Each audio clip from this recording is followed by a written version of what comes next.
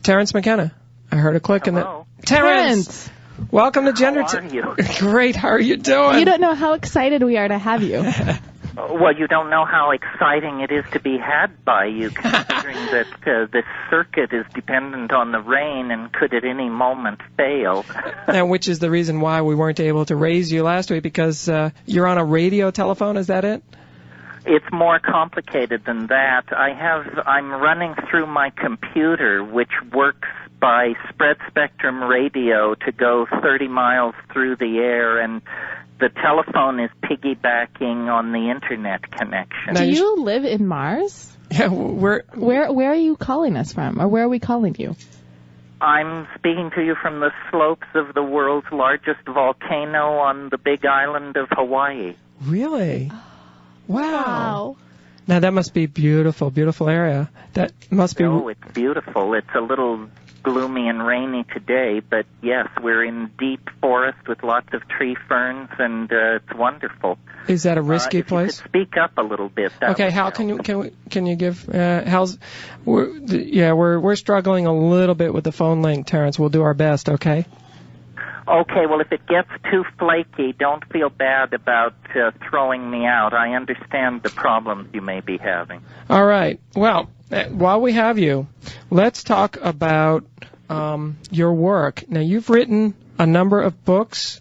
I'm not familiar with your books. Could you tell us, what you've been doing from the standpoint of altered states of consciousness and whatever hallucinogens? Several books, Food of the Gods, Invisible Landscape, True Hallucinations, and the theme of all these books has been consciousness-altering plants used by Aboriginal people and the evolution of human consciousness under the influence of these kinds of plants. So basically, I'm a scholar and an advocate of the psychedelic experience as mediated by various plants that occur in ecosystems all over the world. You bring up an interesting point, which is that these kinds of experiences have been used in the past by other cultures, but are currently outlawed by the particular culture we live in. Yes, well, the particular culture we live in has made alcohol and tobacco two of the most destructive drugs ever discovered by man into their drugs of choice, and then has proceeded to demonize, legislate against, and stigmatize all the other botanical options and, since the rise of modern science, pharmacological options that science has provided. So, yes, our culture is particularly neurotic around this issue of drugs. Okay, let's talk about and do whatever education we can. We've got about 20 minutes now to talk about hallucinogens, naturally occurring hallucinogens. I presume we're talking about like psilocybin mushrooms, and I don't know what else, maybe peyote or whatever else. Can you give us... Psilocybin mushrooms, peyote, these are excellent classic examples. Okay, I want to talk about the benefits and the drawbacks and the cautions in using these drugs. I want to do whatever good education we can do here. So let's talk about why would anybody want to take, let's talk about mushrooms, since that's one that I'm familiar with. Why would anybody want to take hallucinogenic mushrooms?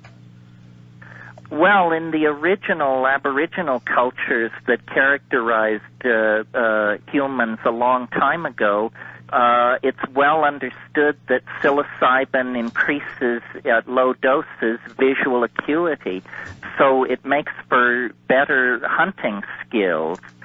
So you don't have to be a rocket scientist to see that that is going to be a very important thing for a culture. At higher doses, these things cause arousal, which in primates like ourselves often means sexual arousal, and then at still higher doses than that, you get very complex states of hallucination, very complicated transformations of mental processes that I think probably were the earliest form of media entertainment. People found their minds to be an unexplored domain of nature that opened up to them under the influence of, for example, mushrooms. What do you mean that my mind would open up to me, or that a person's mind would open up under the influence of mushrooms? Can you tell us a little bit more, give us more of a sense of what that's all about? Some example of that, maybe. Well, ordinary consciousness is pretty much characterized by mundane concerns and an ongoing analysis of the immediate perceived environment. Most people's experience with altered states of consciousness begins with dreams, and indeed, psychedelic states have been compared to waking dreams. Yeah, interesting. Cool. So where were we going with that? So he was going to tell us. So why it's kind of like waking dreams then, and yeah, why? Where a waking dream is what? That was the comparison. No, I don't know what a waking dream is. Oh. Do you understand what the question is? Well, a waking dream is when you think you're dreaming, but you're awake. In other words, in normal physiological functioning, dreaming happens when we're in deep sleep. But the psychedelics seem to recreate the chemistry of the dreaming brain without pushing aside the chemistry of the waking brain. And so there is a simultaneous experience of being in the world of ordinary perception, but that shares the mental space with a kind of dreamlike transformation of objects, ideas, and feelings. So in other words, in this state, you would experience yourself as being awake, being in the world, but at the same time, you would actually experience, say, objects or things that you see, doing things that in reality they aren't doing, or that other people would say they aren't doing. Well, that's one possibility. A more dramatic possibility is that you would experience objects or feelings or perceptions for which ordinary experience offers no analogies. And in a sense, that causes, that acts as a stimulation to the imagination. You could almost argue that one of the things pushing the early evolution of language was people's efforts to explain to each other the completely non-ordinary experiences and perceptions that they were having in these plant-induced mental states. And isn't that what Alice's Adventures in Wonderland are about? To some extent? It's perhaps not without implication that just a few hundred yards from where Lewis Carroll wrote Alice in Wonderland, we find several species of psilocybin mushrooms growing really? Wow. near Trinity College in England. I love it. Now, I've in the limited experimentation that I've done with psilocybin and other hallucinogens, I noticed a significant difference in my sense of time. I noticed that time seems to operate differently, that I become much more focused or present in the moment. Is that something that's a consistent effect? Yeah. Is that common? And is there any way you can describe that better, that's maybe? One of the very common motifs of the psychedelic experience.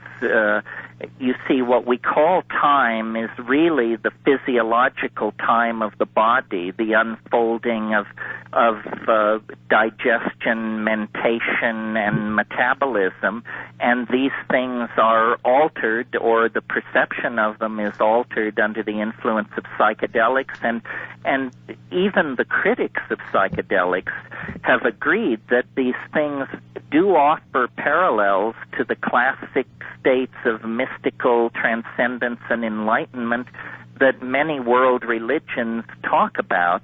It's simply that the critics of psychedelics choose to claim that these experiences are somehow illegitimate if obtained by taking a plant, but are somehow sanctioned if achieved through prayer, fasting, flagellation, and self-abandonment in the wilderness.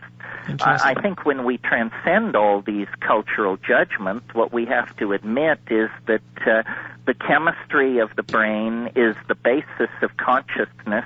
It can be altered by ordeal, trauma, dietary shifts, but the easiest and most effective way of altering consciousness without doing it any great harm is to chemically intervene at the level of the synapse, and this is easily done with these psychoactive plants that we're discussing. All right, let's talk about, again, going back a little bit to the why of one would want to do this. I know that some people advocate that by entering an altered state of consciousness or transitioning through them or spending time in them, that one can alter one's perspective on one's own brain's functioning or on one's life and achieve some power that is not normally accessible, so that one can actually achieve some benefit in the real world from spending some amount of time in an altered state of consciousness. Can you talk to that a little bit? Yes. Well, you see, there's a tension between culture, which is a kind of shared hallucination sanctioned through a shared language and a shared history, and the individual, who always, I think, in all times and places, has felt somewhat confined by cultural definition. And whether we approve or disapprove of psychedelic experiences, I think we can all agree that what they do is they dissolve boundaries. They dissolve boundaries between the conscious and unconscious mind, between oneself and the people around them, between past and future, and they dissolve cultural boundaries and return us to, I guess, what I would call the authentic legacy of the human body, unmodified by cultural assumptions. So the politics of psychedelics is very complicated because every culture is interested in maintaining its notion of boundaries and not having those boundaries breached or even closely examined and discussed. And psychedelics just simply expose those boundaries for exactly what they are, which is provisional boundaries put in place by culture and language, not God-sent, not eternally part of the human experience, but very fleeting and transitory. So all cultures have been uneasy around psychedelic substances, and some have chosen to prohibit them, and others, I think, have chosen the path of actually teaching people how to understand and navigate these spaces rather than forbidding them or stigmatizing them. Which is the position that I take on this program, and that's what we're trying to do here, is do a little bit of education around this. Do you think then that the psychedelics allow us to sort of get outside of the limitations to our thought that are imposed by the fact that we think in our language, and our thinking is constrained by the structure of our language? Yes, our thinking is constrained by the structure of our language, but it's even more constrained by our cultural values and historical momentum and our mundane expectations. Mm-hmm. So, in a way, a psychedelic experience is a vacation from the very confining dimension that we define as cultural adaptation. Interesting. Though that can be troubling sometimes, can it not? I mean, I've certainly taken psychedelic drugs and had very, very scary experiences with them. I'm sorry, I didn't quite hear you. It can be, what did you say? I said, in my experience, that can sometimes be a scary and upsetting thing. I mean... Oh, absolutely, it can, yes. I mean, two people taking exactly the same psychedelic substance, one may experience ecstasy and another may experience extreme discomfort or fear, And really this has to do with personality types. Some people want to transcend the limitations of culture, and some people believe that beyond the frontier of culture there is madness and darkness, and when they find themselves in those places, they completely come apart. I think of taking these psychedelic substances as a very demanding quasi-athletic undertaking, like ocean kayaking or rock climbing. And you want to know your tools, you want to know the territory, you want to be confident of your partners. And, some people enjoy these kinds of thrilling forays into unusual dimensions, and other people are perfectly comfortable putting their feet up and watching daytime TV. So it's not for everyone. On the other hand, no one should seek to deny other people the opportunity of having this experience. Just a quick, I'm sorry. Parallels to our attitudes toward various expressions of our sexuality. Some people would rather not hear about the varieties of the sexual experience, and for other people, they find that challenging and interesting. So it's just part of humanness, a part of humanness that our particular culture, rooted in Calvinism and European empiricism and values like that, has been very nervous about, especially since the news of many of these plants has come to us from Aboriginal cultures that we have tended to devalue, exterminate and consider inferior. Quick question. You were speaking of using psychedelics for the purpose of spiritual enlightenment, and I certainly agree to that. But most of the cultures where this is done, there is a context, there is a language, there is guidance. When people take peyote, they expect to see visions, but there's a range of visions within the American Indians that they expect to see. It's not just, they're not doing it blindly. They're not doing it totally off the top of their head. Am I making any sense? And your question is? My question is, I fear the danger of not taking it seriously. I mean, taking it for fun, yeah, but you're dealing with very powerful substances, and you're dealing with your own mind, which you find out things about. So, well, yes, I am definitely not an advocate, and in fact, I abhor the concept of recreational drugs. I think this is an effort on the part of our culture to trivialize the experience. People who think taking drugs is easy haven't taken the drugs I'm talking about, and you're quite right. You need a context. First of all, you need to control the immediate environment around you. It should be comfortable, it should be reassuring, it should be familiar, and then you need to have a certain sophistication about your own psyche and what might lie within. It's only been within the confines of the 20th century that Freud and Jung introduced Western people to the idea that there were repressed and atavistic portions of the human psyche. So and you're right that our culture gives us no context for this.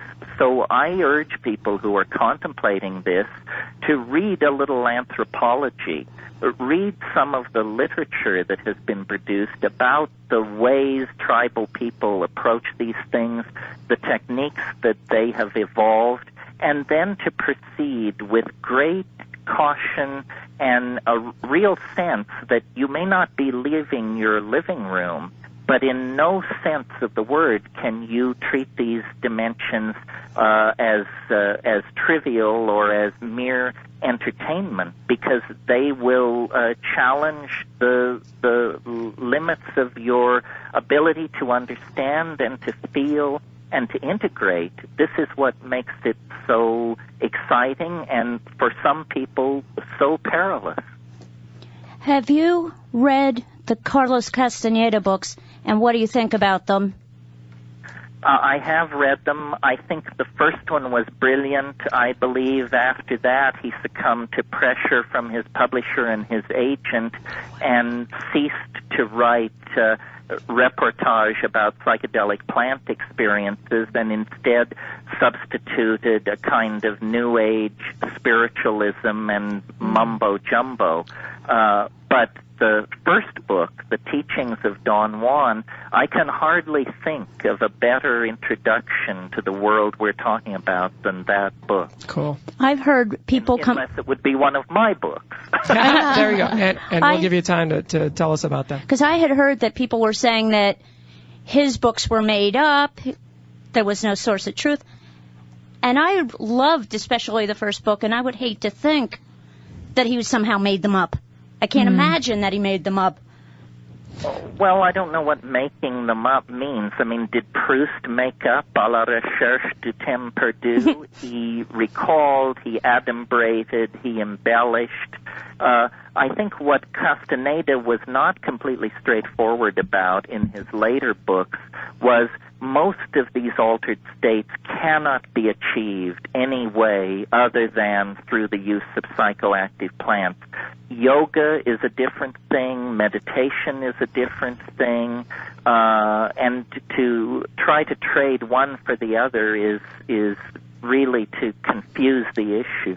Terence, you mentioned that when one takes psychedelics, that things can come up from the subconscious, and the question I have then is that can the experience then be useful for sort of peeling away at those layers, or for accessing things that maybe one has difficulty gaining access to normally?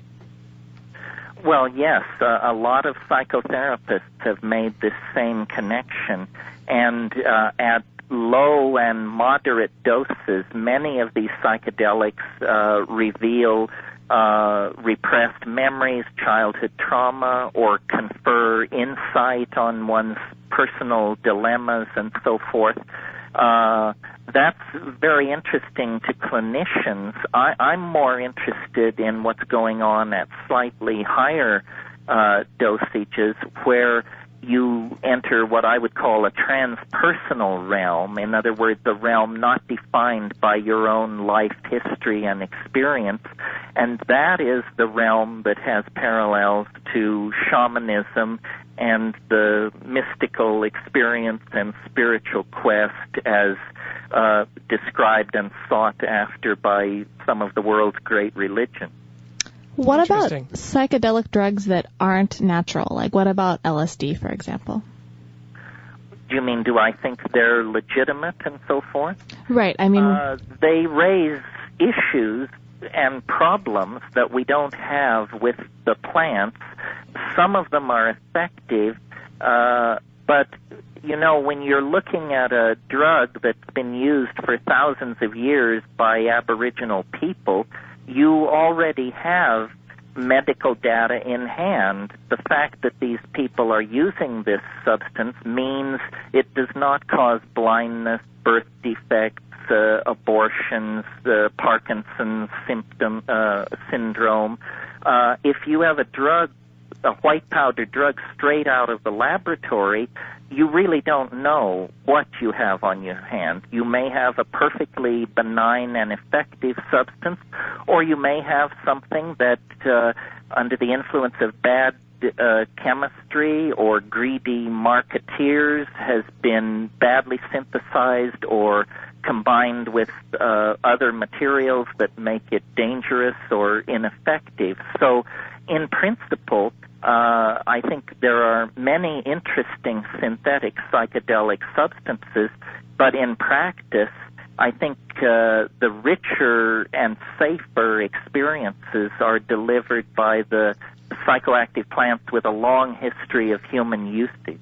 Let's talk about safety now. We have just a few minutes left, Terence, and since we've talked about some of the interesting sides of using hallucinogens, let's talk about safety in hallucinogens. Can you give us a rundown of the important cautions that people should be aware of, and maybe repeating the ones that you've already given us? Well, as I said, I think if you're going to experiment with these things, you should inform your nearest and dearest of what you intend. You should inform yourself of the spectrum of activity that you might expect.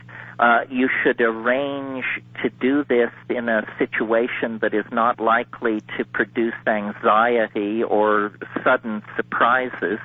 I don't think crowded social environments full of loud music and complex social signals are the best environments to do these things. I think people should do these things conscientiously and in an informed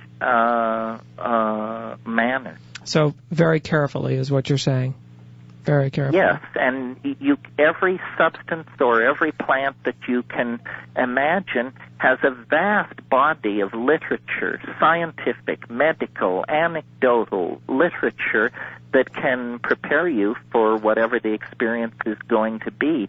The Internet is a tremendous resource in this way, and hundreds of people have described their reactions to these things under optimum conditions and under terrible conditions. And by looking into it and informing yourself, I mean, you would not go ocean kayaking without a thorough knowledge of the weather patterns, the behavior of the sea, your own ability with the boat, and so on.